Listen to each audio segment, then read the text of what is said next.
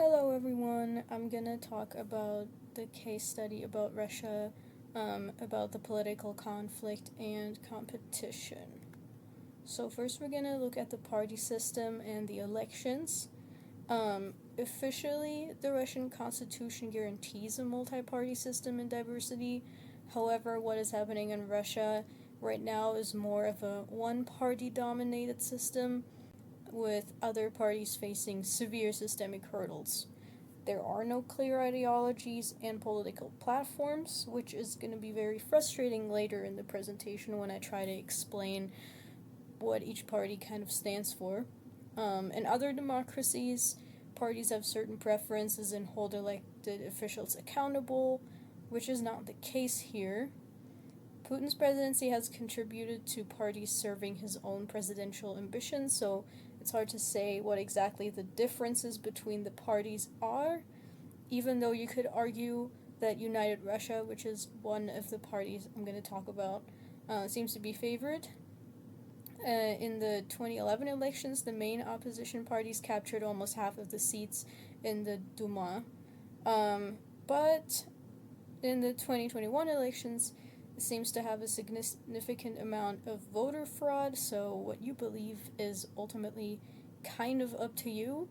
The State Duma is how their elections work and what their word is for that system.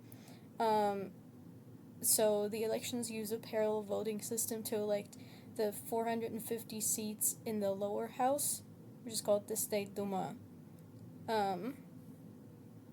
So yeah, let's look at some of the parties.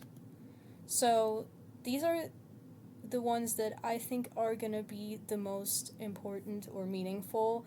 There are a couple more, but again, a lot of them kind of never see the light of day. So, also, even though I was able to gather some information on them and kind of categorize them, I'm just saying again that there are no ideological terms.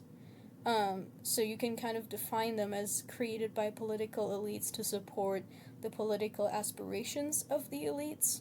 But yeah, they do lack ideologies and clear and organizational qualities.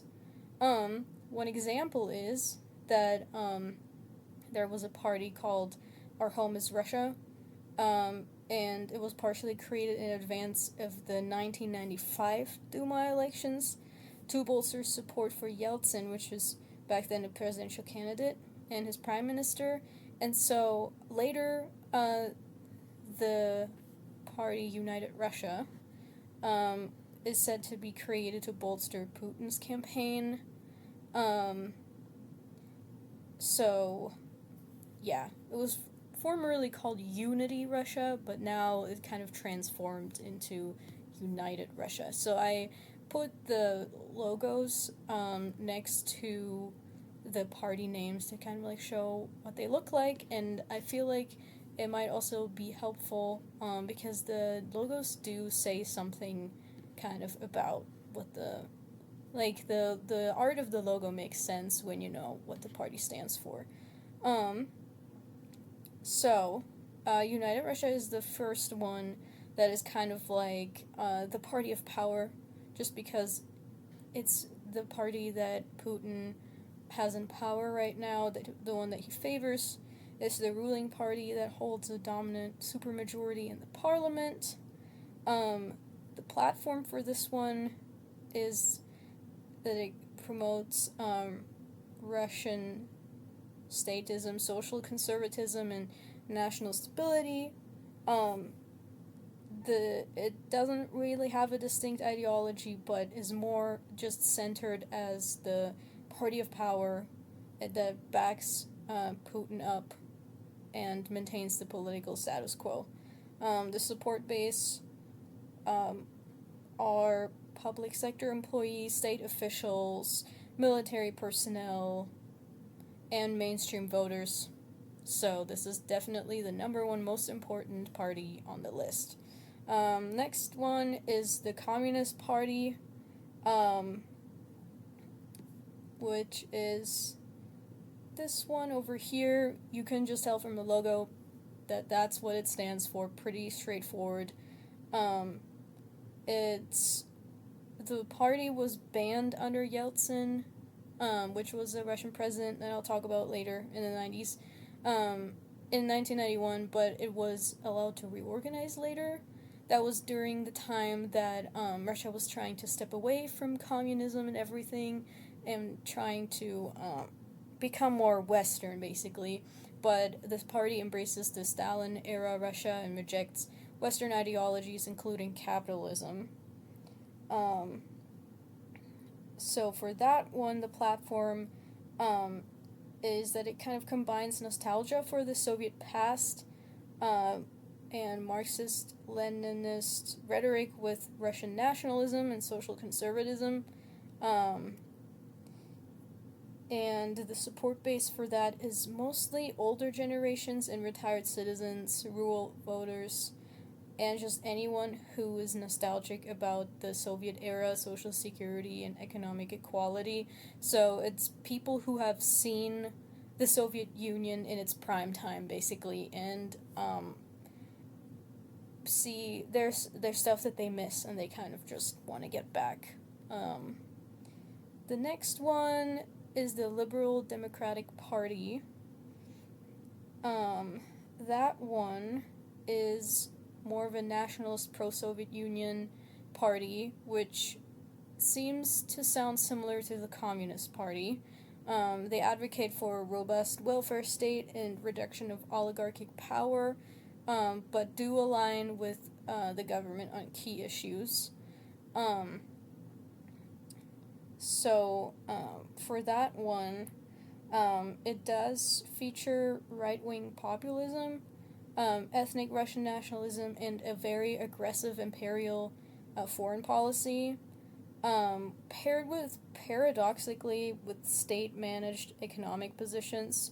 A lot of the people who are the support base are working-class men, nationalists, and just voters who are attracted to populist anti-establishment rhetoric that also aligns with state objectives. The next one is Adjust Russia, which is this logo. That one is more of a center-left social democratic alternative that does also align with state policy on major issues.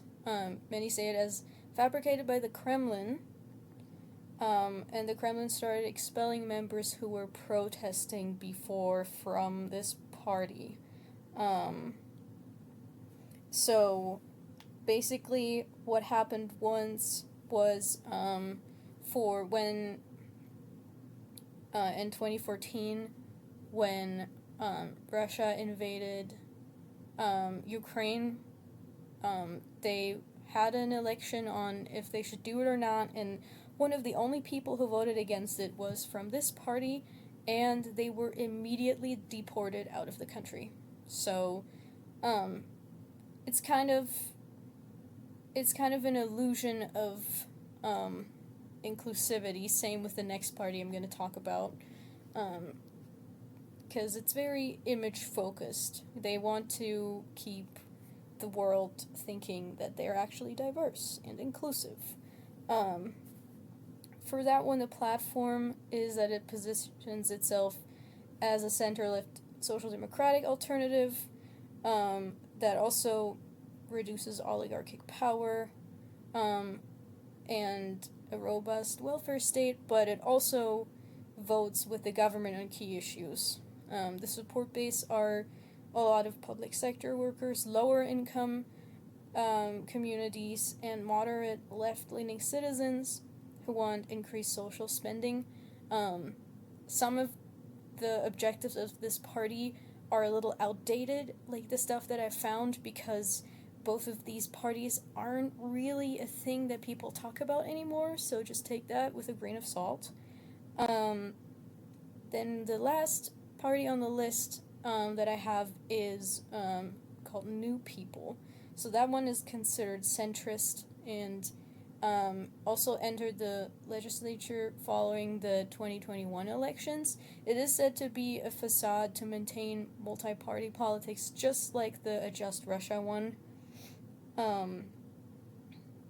So for that one, the platform is that they're moderately liberal, business-friendly, focused on economic modernization, supporting technological development, but also avoiding challenges to the political system.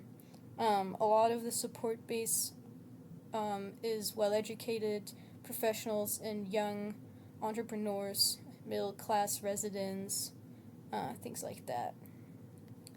So, yeah. Just don't let it fool you, even though it looks like there are multiple parties and like things you can do.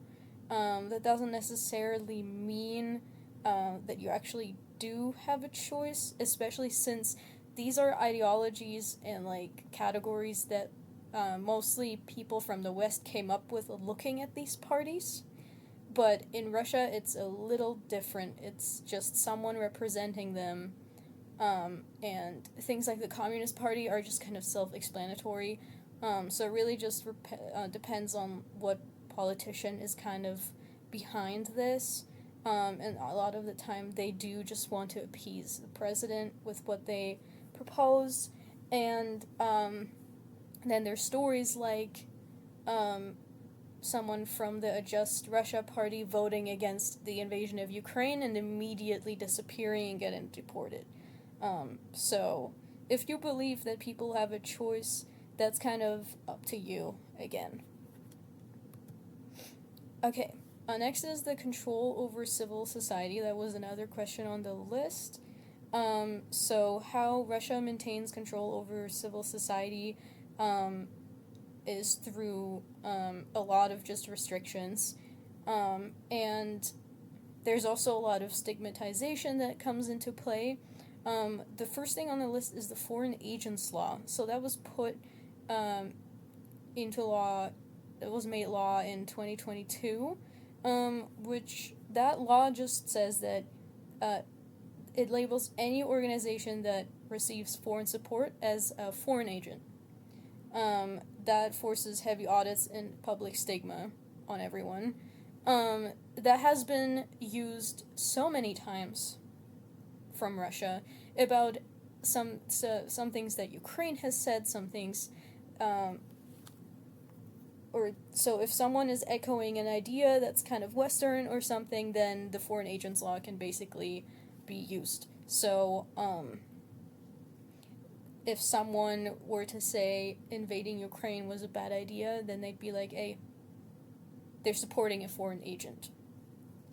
And this is real, and this is not just, it sounds crazy, but yeah, it's real.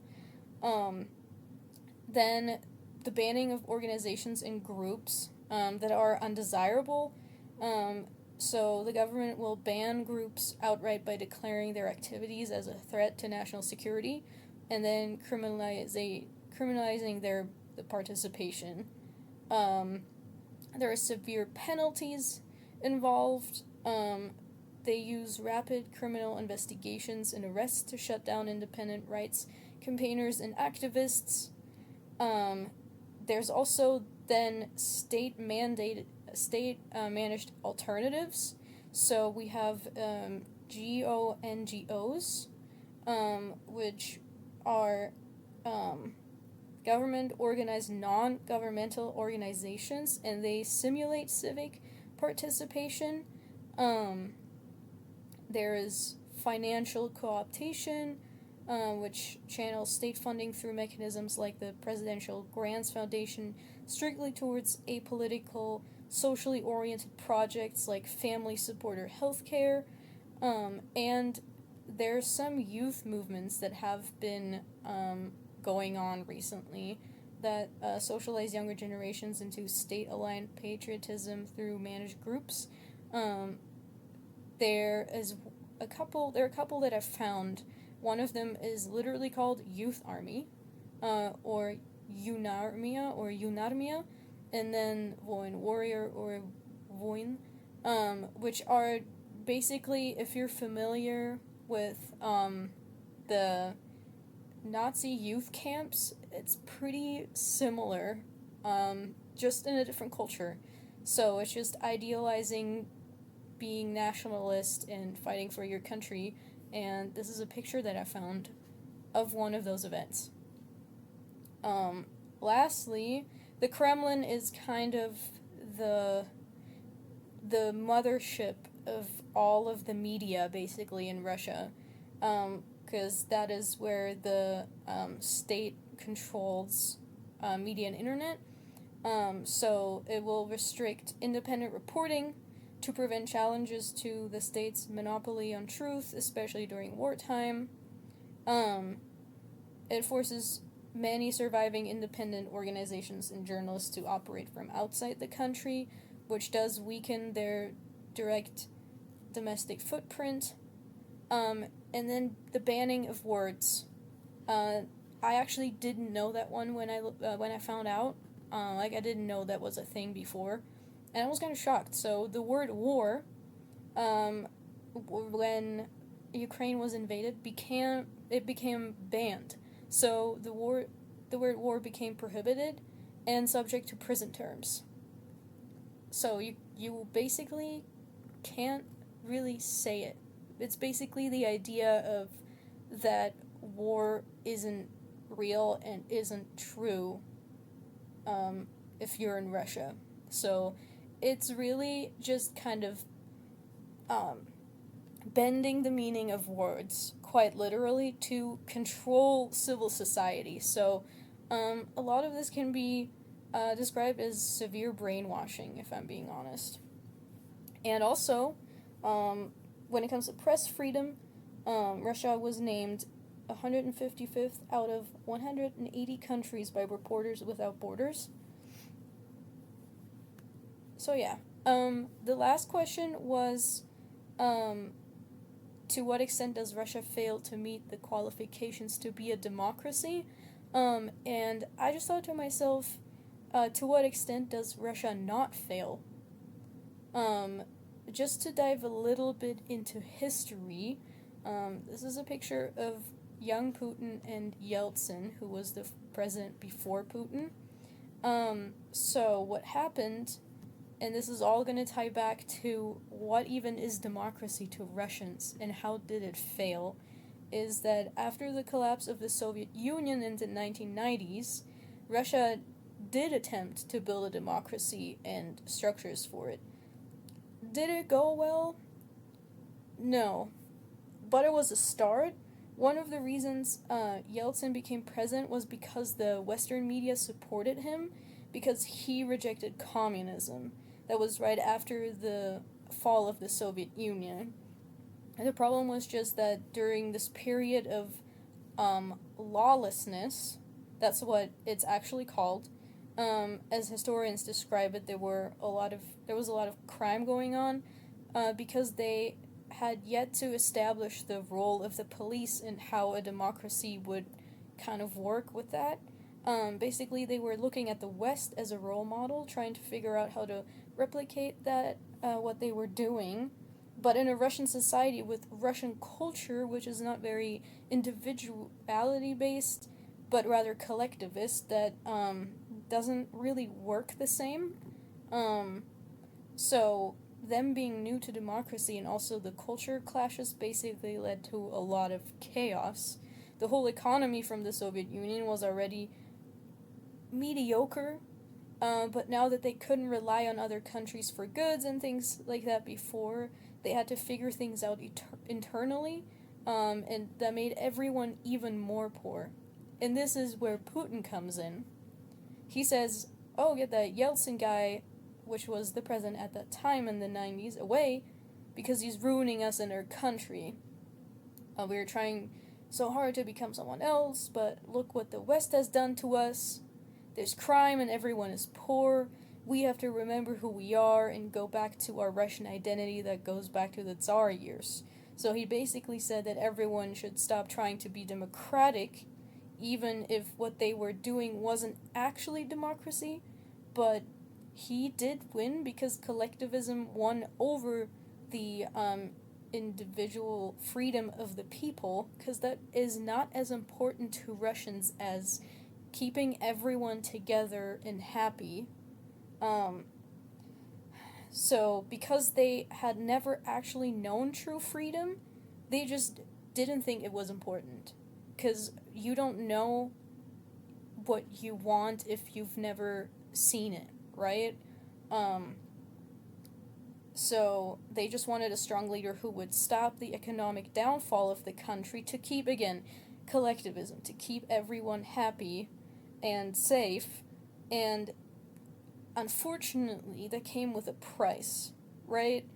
So, of course, Putin has said that they are a democracy, or as he calls it, a managed democracy. He has said it many times, but if you ask a Russian, they will either say that they actually do live in a democracy, or that what they have is better than democracy. What really is happening is an authoritarian state. So that's kind of like on the history side what they went through with democracy. How does Russia actually now fail with democracy is the flawed elections, and the lack of independent institutions, and then the Kremlin with the controlled media and freedom of speech. So doing any democratic activity can get you in trouble. There are no independent news outlets or journalists. This also might sound crazy, but there was a woman who was arrested for writing gay fan fiction, and she had to go to prison.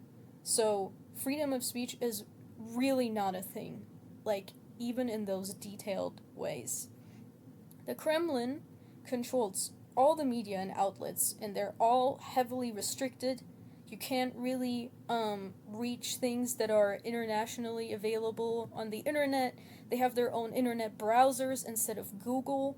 And what they disagree with is labeled as foreign agents, with that law that they have set in place now. And then the flawed elections.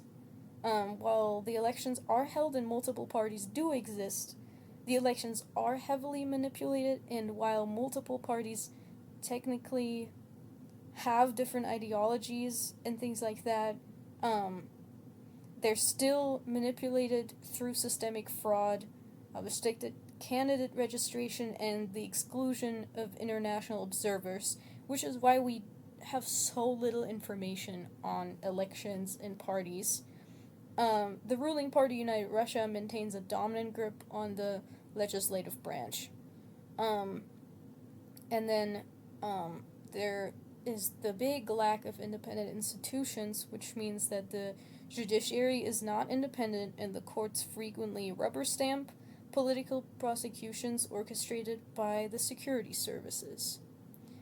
So I hope I answered that question somehow, in that Russia fails basically in every single way. So yeah, anyway, here are my sources, and thank you so much for listening to my presentation.